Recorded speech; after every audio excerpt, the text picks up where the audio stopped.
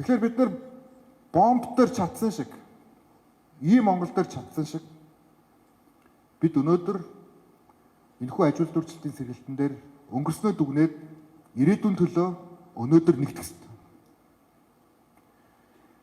Шинэ сэргэлтүүл шинэ хандлага. Ингэж бид нар хамтдаа аж үйлдвэртсэн Монгол улсыг дахин сэргээх энэ одоо том боломжийг бид нар үүсгэнэ.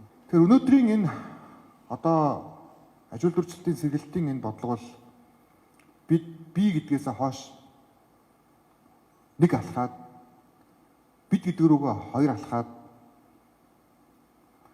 хамтдаа Монгол улс гангийн үйлдвэртэй болохын төлөө хамтдаа Монгол улс зэсийн үйлдвэртэй болохын төлөө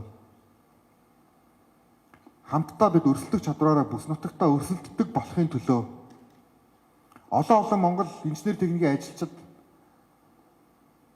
шинээр бэлтгэгдэх тэр бодлогыг тодорхойлохын төлөө аж үйлдвэрийн бие даасан эрх зүйн орчинтой болохын төлөө 30 жил явсан компанийнхаа хуулийг өргөтгөж корпорацийн хууль болгохын төлөө 50 их найдын эдийн засгийн эргэлтээ 100 их найд болгохын төлөө нэг хүнд ногдох дотоодын нийт бүтээгдэхүүн $5,000 тусныг $10,000 хүргэхийн төлөө төлбөрийн тэнцэл дандаа эерэг гардаг байхын төлөө импортоо орлуулахын төлөө экспортоо дэмжихийн төлөө бидний эв нэгдлийн хурал байгаасаа гэж шийдэлээс үсэж байна.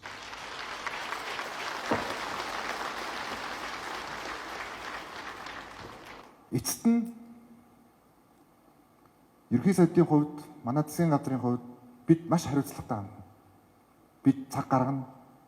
Үндэсний орныхоо гишүүдэд бид цаасан дээр хамт сууна. Бид өглөө бүхэн эртлэн босно. Баярлалаа.